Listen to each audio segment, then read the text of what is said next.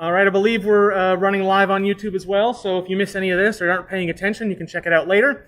We're going to do a little year in review. We're going to talk about what we did this year as an organization. We're going to make some announcements for what we're planning on for next year, and sort of hopefully encourage folks to get more involved if this is maybe one of the few things you attend in the year. And if it's one of the many things you attend in the year, also, we'd love to get you more involved. So we're going to, a little bit of a hype operation as well, so you can judge me on that. So table of contents here, just what I said. After, we're also going to be doing the Actually Pop Culture Trivia Game Show, which I did last year. People seem to like it. Do that right here after the presentation. So if you want to, be dorks all in a room real close, that's a great option for you. Otherwise, Elle is going to be running a one-shot tabletop RPG in the back there as well. So seek them out for that. And of course, tabletop games and a big table over there, which you've all been availing yourself of so far. All right, first up, Year in Review 2023. A couple of things updated for 2023. We returned to in-person events.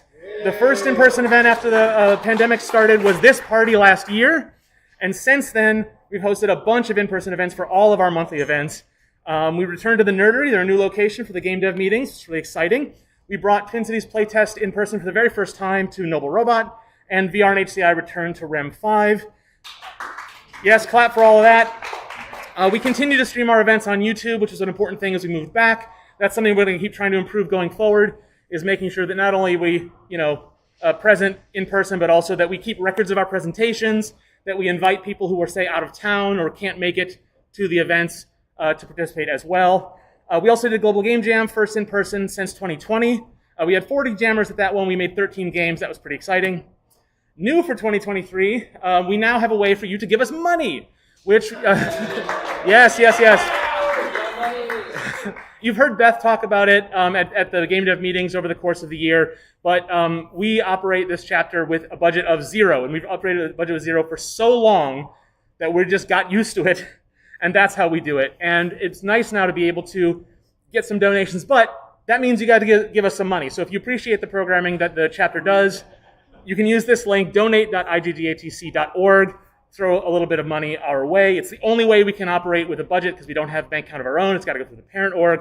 It's a whole bit of bureaucracy, but it's worth it if we can do better programming for you and we aren't digging into our own pockets to pull out events like this, which we have to do every year. We also started 3 new monthly events this year. Yeah?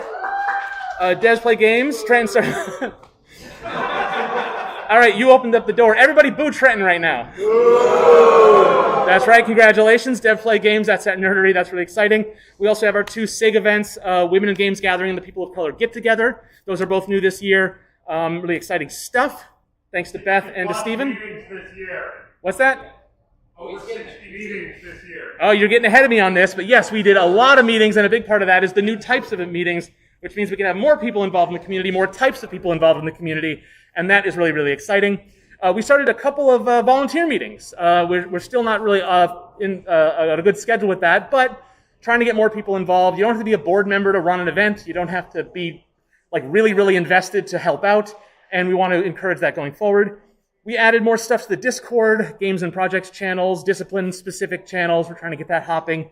And recently, some board members and volunteers put on a panel at MDev, which is a conference in Madison, trying to represent the Twin Cities community and the wider Midwest gaming scene.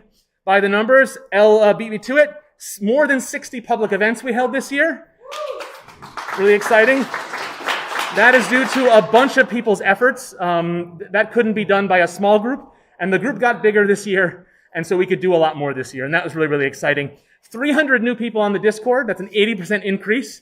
That reflects a little bit of our focus on building community using that platform. But also it means that, if you can't make it to an event, you can still be part of the community, and that we now have a much more centralized, more public forum for that, which is really, really exciting. And so we want everyone's feedback on how to make that better, because, Discord is annoying, and we want to make that good for folks. So please, if you want to get involved with that or you have suggestions, Sam, if Sam is, I can't see where Sam is. She had to go. She is now what I would describe as in charge of the Discord. So I think bug her, bug me as well. Also, question mark games released by the community. This is something I think I want to get better at. Who released the game this year? Yeah.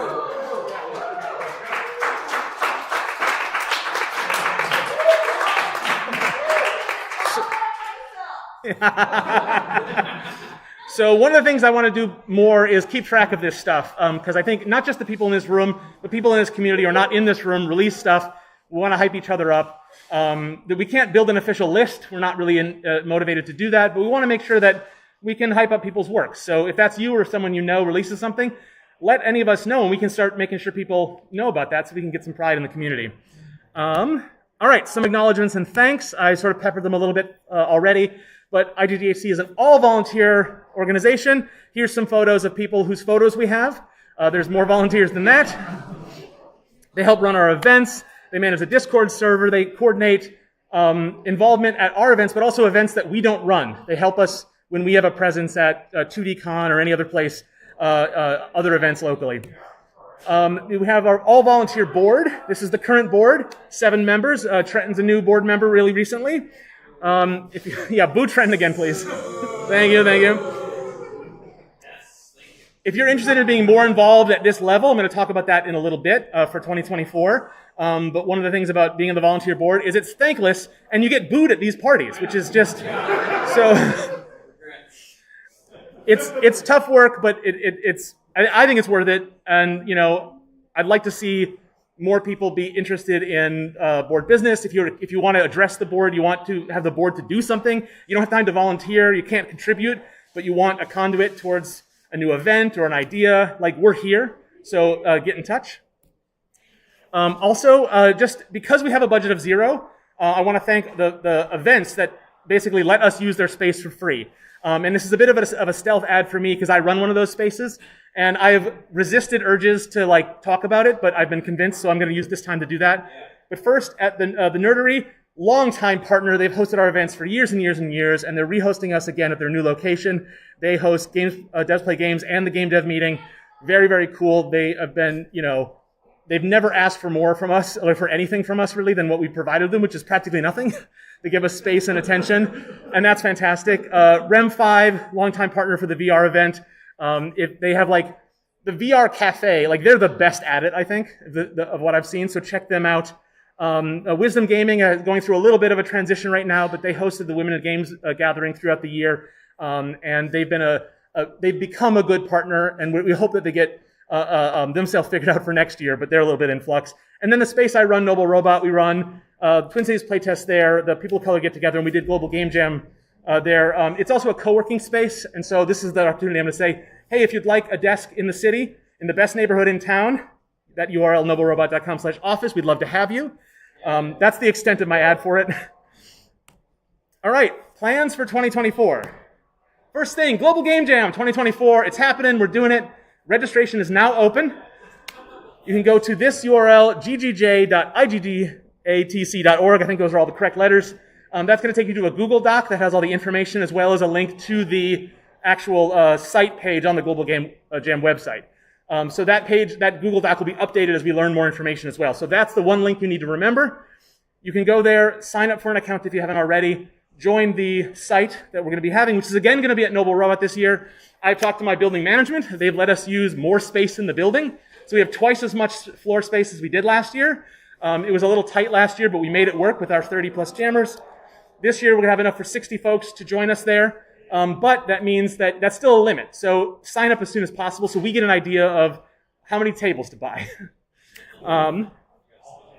We're also going to be doing a hybrid site again. We're going to be, if you want to jam from home, or you're not going to be in town, or you know folks from the Midwest you want to work with. Details on that are to be announced, but we're definitely going to do it. So just stay tuned for more details on the organization for that. Another announcement, IGDATC board member elections. So this is a long time in the making. I don't know that there's a lot of people who know about this process, but as a local chapter of the IDGA, we're supposed to have regular elections. And that's something that we have learned in the years on the board. It's not something any of these local chapters do. It's an onerous requirement. It's very difficult for an organization with no budget, no infrastructure to run yearly elections. But we put together a process by which to do it, and we're finally going to start doing regular yearly elections. So what's going to happen is that the current board has 7 members. That is, according to our bylaws, the maximum amount of members. Half of that board is going to stand for re-election. If you're interested in being on the board, this is your chance to get on it. Yes, you have to run against folks who are on the board, but as a board emeritus position, you can still volunteer and participate. It's not meant to be a contentious process. If you want to be involved, this is the way you should do it.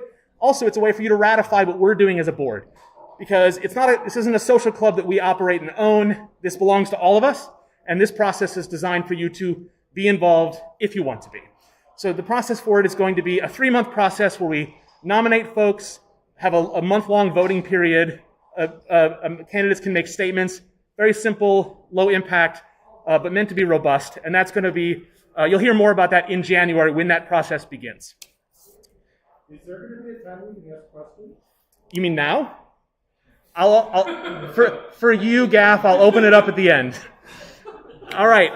So what else for 2024? There's things we want to do more of. We want to do more volunteer meetings. We want to increase the activity on Discord, get more of the community coming together. We have almost 800 people on the Discord, but we definitely don't have 800 people coming to our events. That means that there's a bigger addressable space for this community, and we want to address that space. We want to find more opportunities to showcase work from the community by having games be showcased at events, and you don't have to buy a table for it. We want to be able to be the organization that can show off your work. That's something we've been thinking. I know that Peter is really invested in that. That's something we want to keep as a goal going forward. We want to better promote the organization in new spaces, so it's not just the same old folks, so we get new people and new types of people. That is an ongoing project, and if anyone wants to help with that, we would love that. And if you have any other ideas for what we should do in the year ahead, please get in touch with the board on Discord. Chat about it on the Discord with other folks. Let's get, that energy moving. All right, so it was going to be party time, but Gaff's slowing us down. Question time. Any questions? I don't give a shit anymore. He's earned it, folks. Who gets to vote on these? Right, that's a really good question. So, something you left out of your film. Well, it's interesting, but we don't require membership to the IDGA to attend our events. You're part of this community if you say you're part of this community, but that creates a problem. For voting on leadership positions, who is a citizen of this organization? We've developed a system by which it is not exclusionary. We don't require you to be a member, but it's essentially like attendance, and that's partly why this is a multi-month process. If you want to bring a bunch of friends to a meeting and tank the vote, it's going to be harder to do. So there's a reality to it that we're not necessarily that worried about that happening, but we want to make rules that make it so that we don't require people to be paid members of IDGA to participate in any of our activities. But at the same time, we want to make sure that you are participating in this community. It's a very fine line, and we're actually really open to feedback on that. We're going to talk a lot more about exactly how that works, which we have figured out, but really don't want to hear about it tonight. In January when we talk more about this process. And again, feedback we'll welcome on that, because right now it's figured out, but it's on paper. This will be the first time we do it. And so hopefully it works out, and we want everybody to be involved in making sure that it does work. Any other questions? Gaff satisfied? All right, well, it's party time. Thank you all for coming. Games. L's running Tabletop RPG. We got actually coming up as soon as I get my breath back. And otherwise, have fun. Thanks, Mark. Thanks, everybody.